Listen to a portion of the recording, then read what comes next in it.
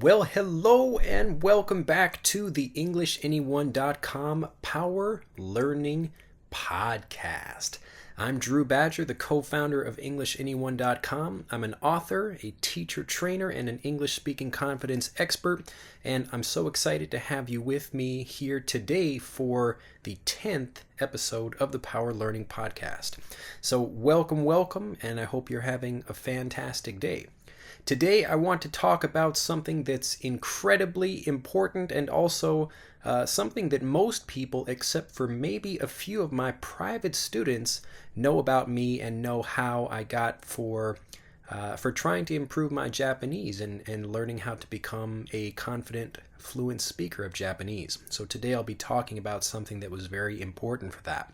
Something different you'll notice about this podcast, and you'll notice for the next couple of months, is that it will not be shared with the 4 winners of the Master English Conversation Scholarship Contest. I'm giving them 6 months to kind of train and work in the dark, so they will not be coming on every podcast episode with me one time a month. But they will be still sending me recordings, and so I'm still tracking their progress and helping them and working with them every month as they continue to get fluent. So they've already been on the program for 7 months now, and I'm really excited with their progress and all of the great things that they're learning, and I'm so excited to see what they do after a full year. So when the full year ends with the scholarship contest, after all of the winners have finished with their full year, then I will have them come back and we'll do some more recordings, and we'll be able to check their progress and see just how much they've grown and how much they've developed their fluency over the course of a year. So I'm really excited to do that. But for now, it's just me. So you get to sit back, relax, and enjoy.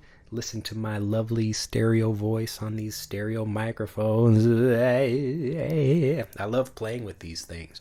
Anyway, so let's get into what I want to talk about for today. For the Master English Conversation Scholarship winners, we started at the very beginning with very, very broad ideas about fluency, and now we're getting into much more specific things.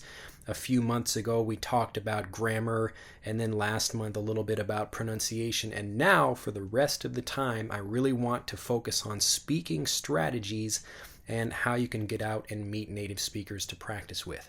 So today, I want to talk about kind of the fundamental way of building confidence and learning the skills that you need to master through speaking practice, and the way to train your mind so that you can become a much better speaker much faster. So let's get into it.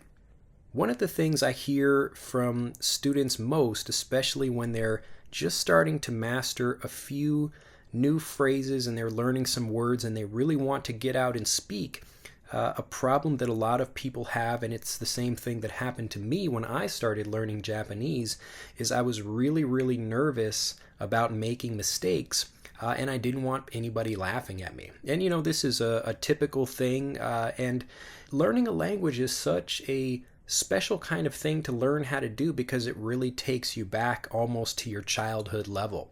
And you could be a rich and powerful and successful person, but when you try to learn a new language, it's like you become a baby again.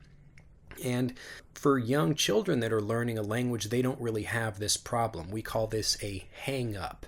A hang-up. It just means having like a problem or something that you're thinking about that stops you from doing something. So I believe, I'm so successful and powerful, why am I not able to learn a language?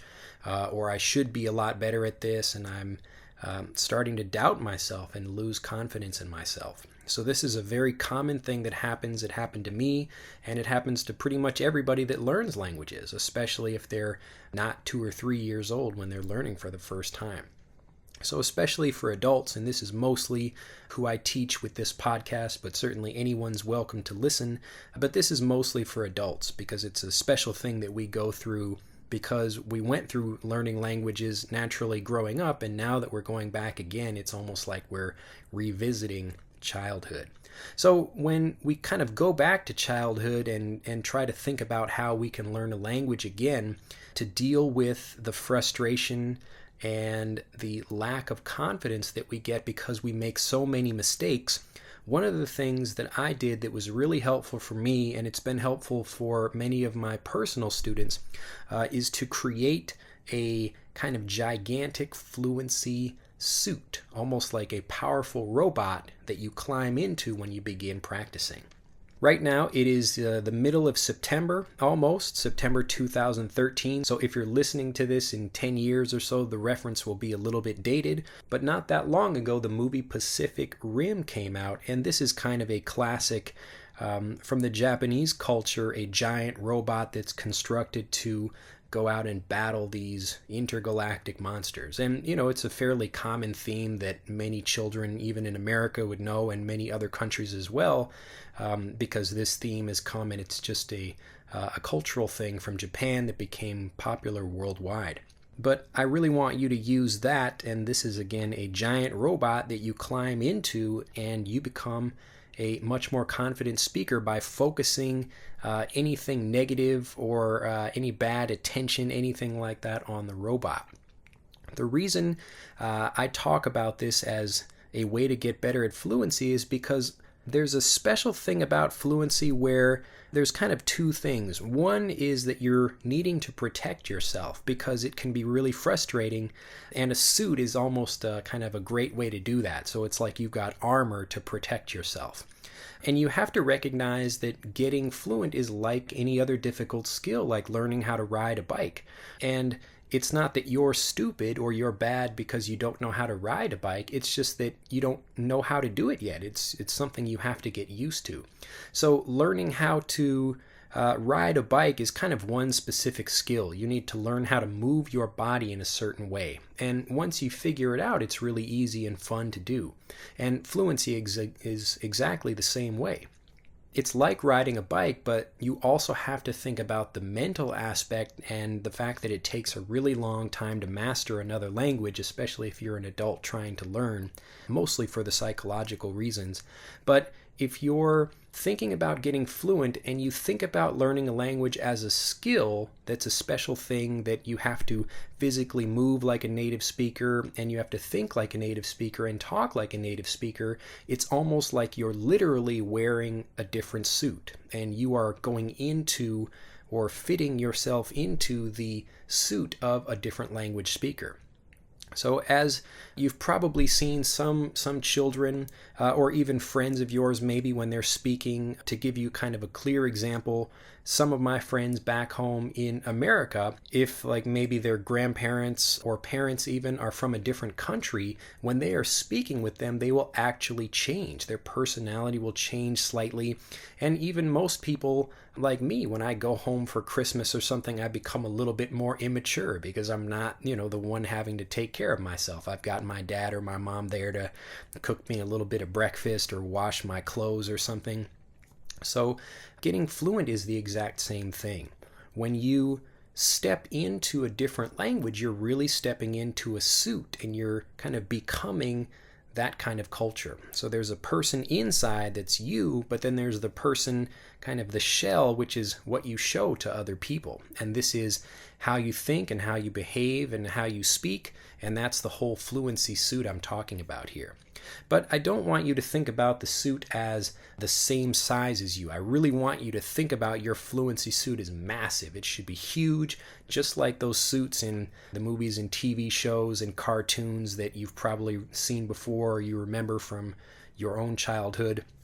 Voltron is one TV show that I remember that I really enjoyed, and this is a couple of people in different suits and different lions, and they come together to make a giant robot that can fight different stuff. And there's a real sense of power that comes from that, and it will help you build your confidence. But the most important thing is that being inside the suit, you don't have to believe that you are stupid or that you are doing anything bad or that you are the one that's making all these mistakes. It's that you haven't learned how to operate your suit yet. So imagine yourself, you're like in like an army or something like that, and you just received this suit for the first time, and now you're trying to use it properly. You don't even know how to move the arms or walk around or look around at things. Everything is new. And this is exactly what happens when you're learning a new language. So when you think about these things, a lot of people think that they are the one that's bad and they're stupid or something like that when they can't remember things. And I really want you to realize that you learning to become fluent is you learning to operate a suit for a different language. And that's basically what's happening. And if you remember that, it's not like you are bad, it's just that it's a skill that you need to learn. It's just the thing about learning languages is that people become especially sensitive because it's such a physical thing, because you are the one speaking, you are the one moving, and if you don't do it properly, then people think they themselves, the person speaking, is the one really bad. So I want you to think about the robot for the reason of protecting you, but the other really fantastic, fun reason to create this robot for yourself is because it turns fluency into more of a game. And you can get inside your robot. Like every day I walk outside, and when I step outside of my apartment here in Japan, I am strapped into my suit and I walk around and I think about all of the different activities I can do that can build my skills and help me level up. Now, this term to level up, this is very common in video games, and when you level up, you learn a new ability or you've beat some really difficult challenge and you boost your confidence. So you can do the exact same thing with your fluency. So instead of thinking about learning a new word or a new phrase, you're really boosting the power or the ability of your robot. And once you have these abilities, you will never forget them. So it's something really important for me as a teacher, and this is why I always tell students it's much better to master a few things than to try to learn hundreds and hundreds of words that you're never going to use or you probably won't remember. So when you think about your robot, like let's say I am going out and one phrase I want to practice is "what time is it?" I will put on my robot suit and I will walk around to everyone and I will practice my Japanese and I will say, "What time is it? What time is it? What time is it?" Even if people are not wearing a watch or anything, I will just say, "What time is it?" I will walk around and I'm kind of learning one particular skill or one particular phrase. And as I've seen it and I've used it so many times, now it becomes a thing that I master. So remember that languages, it's really a collection of a whole bunch of different skills. And when you see people that can speak really, really well, it's that they've taken the time to master all of these individual words and phrases, and then they've learned to put them together seamlessly. And the only way to do that is to go out and practice, and that's really it. So if you make it more of a game, and today I want to level up my ability to blend sounds or to use other words or anything like that, that's really what's going to help you become a fantastic speaker. Now, as you've got your robot suit together, I really want you to think about the color the robot is and think about how big it is and the design of it. What does it look like? Put some really cool spikes or other, colors and things like that on the robot suit. Give it some character and really imagine yourself stepping into this thing. And even opening and closing your hand, all of these things, they remind you of just how difficult they are, but that you can practice and focus on each individual thing and really master that. And when you do that, it will build your confidence slowly over time. So just like a baby is born without knowing how to use its eyes properly. So a baby has to learn how to focus and open and close its eyes and look at things.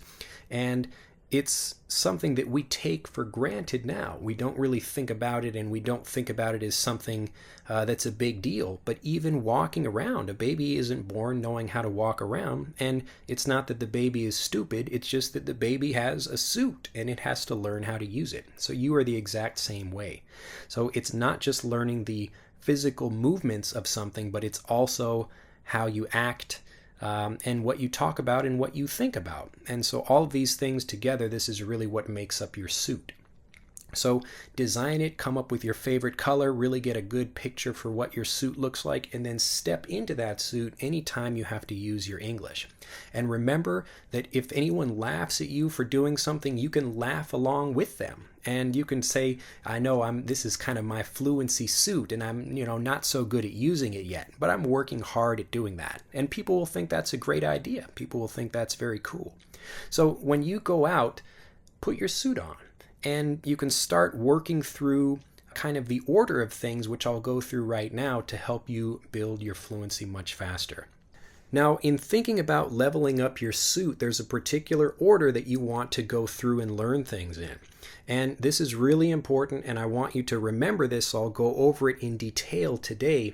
But thinking about the opposite of that, what a lot of people do is they'll learn backwards. And they'll learn backwards because this is how they were trained in school to learn languages. Most people, when they're learning English, they learn lists of vocabulary words and they learn grammar explanations and things, but in their own language. So what they do is they learn how to translate things, what they want to say first, and then they translate it in their head in English, and then they finally speak. So this is really, really frustrating for people. And again, the reason it happens is because of how you learned English. So you have to kind of unlearn a lot of those things as you're building your fluency suit and think about leveling it up the right way from the beginning. So the first thing you want to do is to really focus on your grammar. I know people don't like studying grammar, and I don't really like using grammar rules when I'm teaching people either, but it's really important that you master grammar even if you don't know what every grammar point means. So I really want to make this very, very clear because a lot of people think that you shouldn't study grammar. But the truth is you need to study grammar, and I recommend you study grammar, but it's all about how you study grammar. If you learn the rules for something as opposed to seeing grammar in action and learning it naturally, then it's going to be really, really bad for you because you're training yourself to learn it in the wrong way. And this is what most people do when they're learning languages. And this is not just for learning English, but for anything else. This is basically the way typical language education is. So the first thing you really need to do is master grammar. And there's lots of ways to do that, but it should be seeing examples of the grammar over and over again, and then seeing stories where you can take grammar and you can create your own stories this way, but you take a story like I go to the park and you try to tell it in different ways. I went to the park, I will go to the park, I was going to the park, those kinds of things. And even if they sound boring, just think of it like you're practicing your robot. So you have to train, you have to make it a game, you have to make it more fun and interesting, but these are the things that you have to go over. So grammar is more important than anything else you're going to have to master as far as the specific language goes, the functions of the language and using the language. Because if you don't understand grammar and you know a few words, people will actually think that's worse. So I know so many students, they know some weird word or some word that they looked up in like a TOEFL book or something, and they remember that word, but they can't actually have a conversation where they speak confidently. And it just shows that those students are not, they kind of have the wrong priorities. And it's okay if you're just trying to pass a test. That's just fine if you want to study that way. But if you want to become a great speaker, you can't sit and look up words in a TOEFL exercise book and then expect to become a great speaker that way. What you have to do is master the basics of grammar first, and then you can go out and really start seeing progress because you stop thinking about the grammar rules. All you do is learn the grammar naturally by telling stories and seeing things in context over and over again. So you learn how grammar works without needing to know the name or some explanation of what that grammar point is. Honestly, if I walk outside and I'm in America or England and I ask people the name of a certain grammar point, they wouldn't be able to tell me what it was. But a lot of people that are learning English can. And the kind of sad part or the irony of that is that even though they can tell me what a grammar point is, they can't use that grammar point successfully in a sentence. So for thinking about for your suit, master grammar. That's the first thing you want to do. These are the basic functions of your robot, learning how to move it properly. The next thing you want to go into is learning phrases and words that can be used in an English sentence or an actual English sentence. And you can get these from movies and TV shows if you're at that level. But the important thing here is to master these words and phrases as one continuous unit. When you learn just how to write or read one particular word, that's just fine for a test, but in regular conversations, native English speakers are blending the sounds of words together, just like you do in your own native language. So begin with grammar, and then once you're mastering those things, go out and start learning lots of phrases. You can learn them in books, you can get them from TV shows, whatever, but you want to pick one phrase and go out and use that phrase as often as you can. So when I was practicing my Japanese, I went to the grocery store and I'd say, "Where is this?" Or "Can you tell me about that?" Or any other phrase that I'm practicing. And I would use that over and over and over again. So even though it might sound kind of boring to you and you might not want to do that practice with the same person, if you can find different people to practice with, and it can be online or in person, that's what's going to help you become a fluent speaker of English much faster. After you've built up your words and grammar, then you really start getting into pronunciation. And you're doing that because you can speak much faster and you can understand native English speakers. So the first thing you really need to do for pronunciation is really listen to lots of native speakers, lots of different people speaking the same thing, and then you can start getting a sense for what kind of voice you want to have for your own pronunciation. So you'll notice now that your suit, you've mastered the grammar. These are the basic movements of the suit. You've mastered kind of slightly higher level things like being able to jump and fly and run around. These are like the phrases. And now you're getting into the pronunciation. This is where you can do all kinds of fantastic things. Maybe you picked up like some missiles or something, or some cool laser guns or something like that you can do. But you're moving way, way higher into really mastering that robot suit. And that's what's going to make you a fantastic speaker. So as you listen to a lot more people and you're understanding them because you've mastered the phrases and the grammar, that's what's going to help you become fluent much faster. And then finally, the last thing you're doing is really getting into the culture and meeting native speakers and becoming friends and building real deep, lasting relationships with people that will be with you for the rest of your life. And these are the things that really help you become indistinguishable. This is basically the exact same thing as a native speaker. So you've got great grammar, even though you make mistakes sometimes, just like native speakers do when they speak. And then you can go out and meet new people to practice with, and you're making friends, and you basically become a native speaker. You're indistinguishable from a regular person. So if I'm speaking with you, you wouldn't know if I'm speaking Japanese fluently or speaking Italian or whatever the language is that I'm speaking.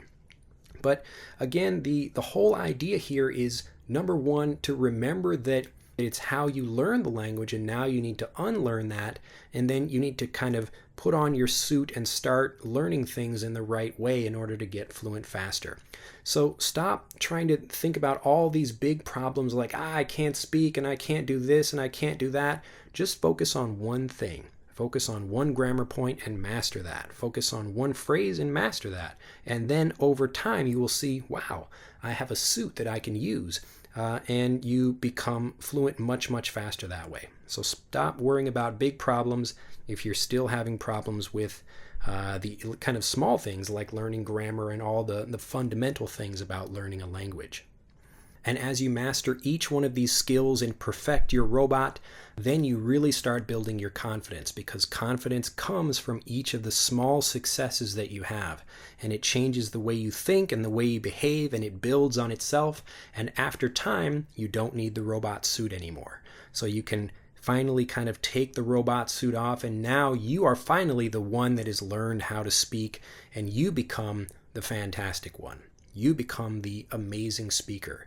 So when you're not doing so well, it's kind of the robot's fault, and it's just something that you don't really know how to operate yet. But as you get better and better, it becomes more your responsibility, and you become the one who's a good speaker or a bad speaker.